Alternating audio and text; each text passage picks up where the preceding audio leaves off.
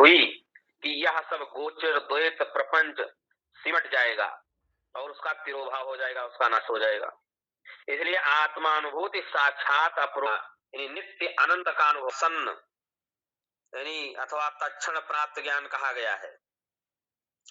विशेष प्रकार के विद्यार्थियों के लिए बौद्धिक विवेचन, वैज्ञानिक विवेचन आवश्यक होता है। इन्हें आत्मा की साक्षात अनुभूति की इसलिए साधक के मन को तैयार करने में दोनों उपयुक्त सेवक की भांति सहायक होते हैं।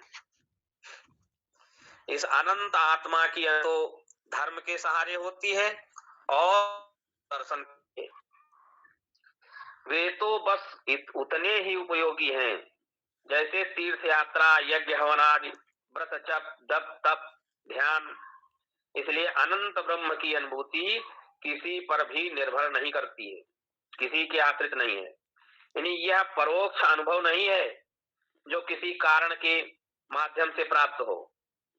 यह गुरु अथवा श्रुति के कारण भी नहीं है।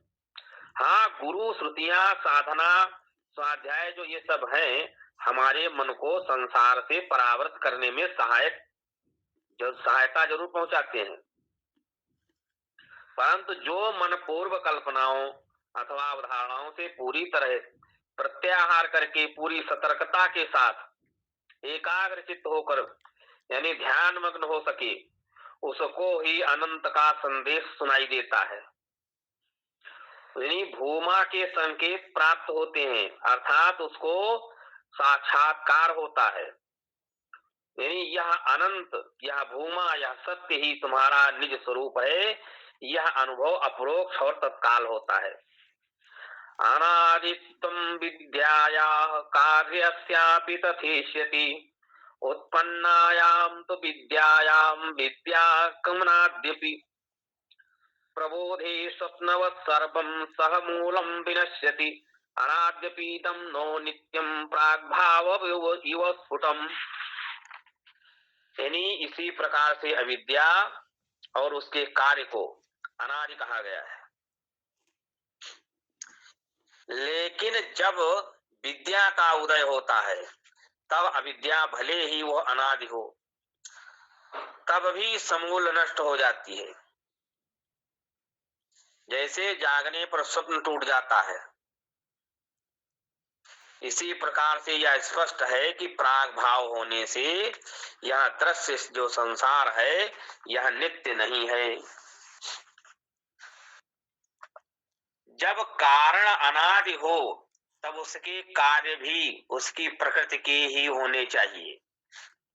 यानी अविद्या अनादि है तो जो कार्य उससे उत्पन्न होंगे वे अनादि होंगे। यानी सर्वप्रथम विचार का कारण भी अविद्या है, इसलिए वह काल से परे है।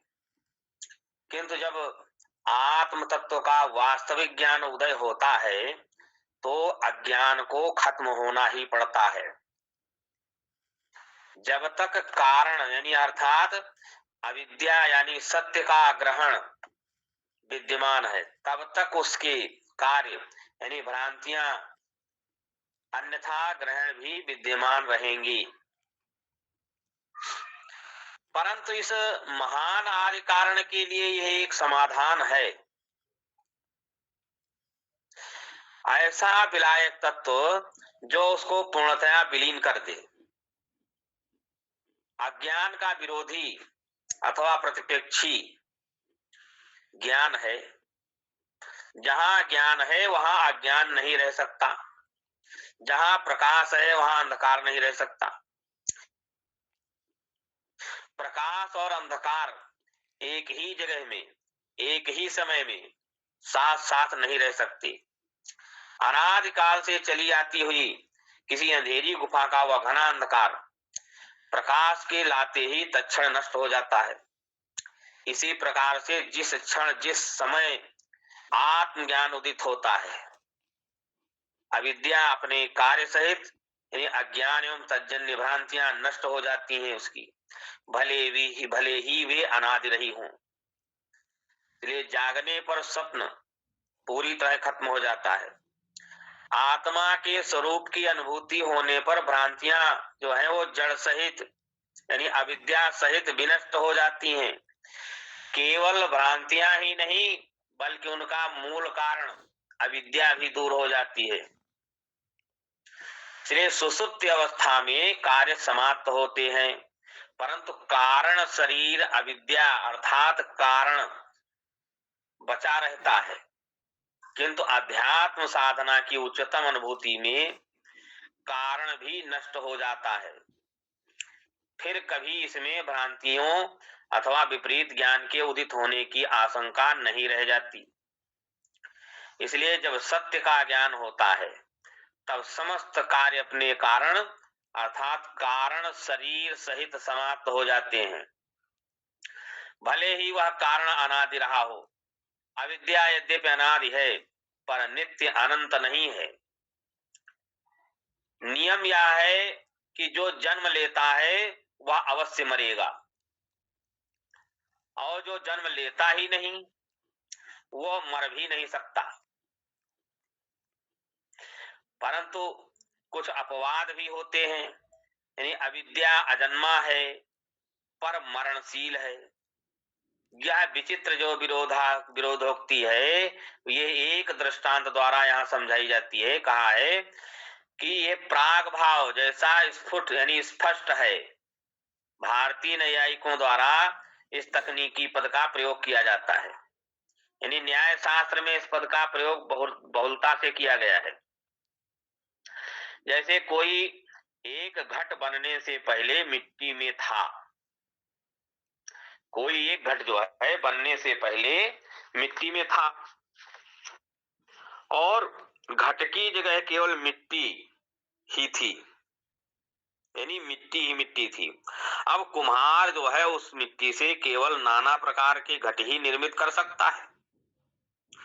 जैसे एक दुधारी गाय एक रसभरा सेब फल या अपने लिए एक पत्नी, तो वह उस मिट्टी से बना नहीं सकता।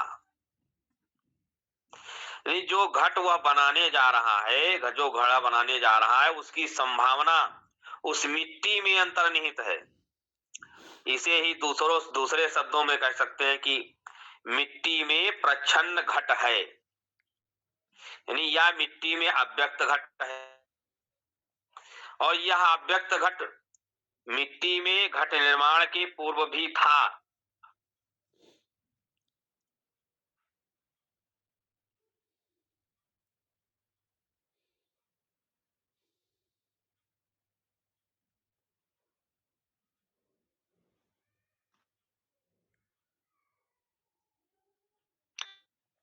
और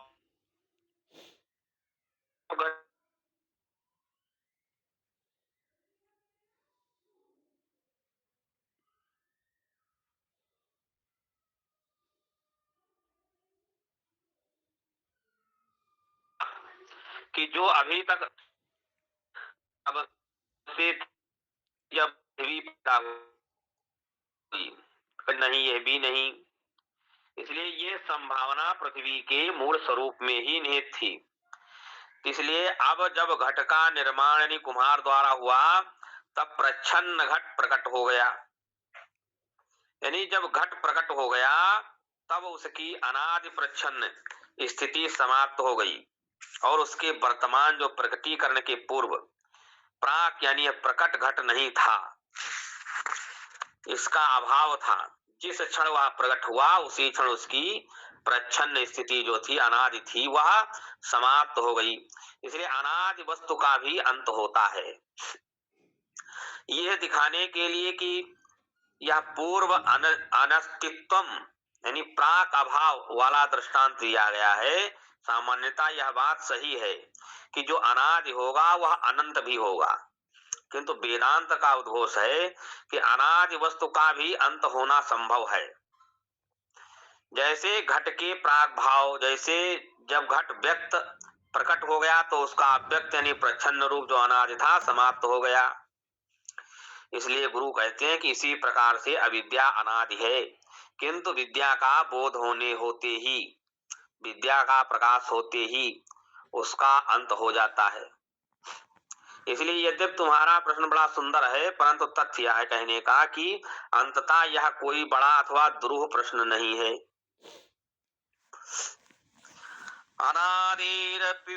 अनादिरपि विध्वंसः प्राग्भावस्य वीक्षितः यद्बुद्ध्योपारिसम्बन्धात् परिकल्पितमात्मनि जीवत्वं न ततो अन्यत्व स्वरूपेण विलक्षणः सम्भस्त स्वात्मानो बुद्ध्या मिथ्या ज्ञान पुरासरः। यानी बुद्धि में आत्म चैतन्य के प्रतिबिंब होने अथवा आत्मा का बुद्धि के साथ तादात्म्य होने के कारण जीव भाव संबंधी प्रत्यय का जो है प्रादुर्भाव होता है, प्रकट होता है। अब यहाँ बुद्धि पद का प्रयोग हुआ है क्योंकि मन और ज्ञानेंद्रियों का समावेश जो है सूक्ष्म शरीर में किया जा चुका है। इसलिए जीव भाव अथवा व्यक्तित्व भी अपने मूल स्वरूप में यानी आत्मा के अतिरिक्त और कुछ नहीं है। केवल उपाधियों के कारण यह आत्मा जो है दृष्टा भावक विचारक जीव प्रतीत होता है। और यदि मैं स्वयं के आत्म तत्व के स्वरूप को समझ सकूं तो देह मन बुद्धि से मिलने वाले सारे दुखों का अंत हो सकता है, क्योंकि यह अविद्या अनादि है पर उसका अंत संभव है। जैसा कि पिछले श्लोक में मिट्टी से घट निर्माण होने के साथ उस अनादि प्रच्छन्न घट की समाप्ति की बात यानी प्राग भाव वाले दृष्टांत से बताई गई पीछे। इसलिए यदि इस अविद्या का अंत है तो हे गुरुवर यह बताइए कि उसका अंत कैसे किया जा सकता है, यानी इसकी विधि कौन सी है। कहते हैं जीव भाव का उदय बुद्धि के कारण हुआ है तो उसका अंत भी बुद्धि के द्वारा ही होगा। जब बुद्धि बहिर्मुखी होती है तब दृश्य भाव विचार की ओर उन्मुख होती है तो जीव भाव निर्मित करती है, और वही बुद्धि जब अंतर्मुख होकर के अर्थात आत्मा की ओर उन्मुख होती है तो आत्मज्ञान होता है। इस क्षण हमारी बुद्धि बहिर्मुखी है और वस्तु जगत के आकर्षणों से खींच करके वहीं के व्यापार में व्याप्त है। वस्तु जगत के सारे अनुभव जो हैं भ्रामक हैं। संसार के सारे अनुभव मिथ्या हैं क्योंकि अंततः वे सत्य यानी आत्म तत्व के अज्ञान से उद्भूत भ्रम ही तो हैं। इसलिए इस समय हमारी बुद्धि जो गलत धारणाओं भ्रांतियों और मिथ्या ज्ञान से पूरित है स्वयं आत्मा के अज्ञान के कारण यह भ्रम हो गया है कि मैं देह हूं, मैं मन हूं, मैं बुद्धि हूं, और इसके बाद अपने को बद्ध जीव मान करके और या सोच करके कि आनंद तो वस्तु में निहित है, स्थायी है और वास्तविक आनंद पाने का कोई रास्ता भी ही मुझे नहीं सूझता। इसलिए यह सब मिथ्या ज्ञान है। जब बुद्धि जो है इस गलत धारणा को छोड़ देती है और अपने पर आत्म तत्व की ओर उन्मुख होती है और ज्ञान के उदय होने के साथ ही उस अनादि अविद्या का भी नाश हो जाता है। विनिर्वृत्तिर्भवेत्तस्य सम्यक् ज्ञानेन नान्यथा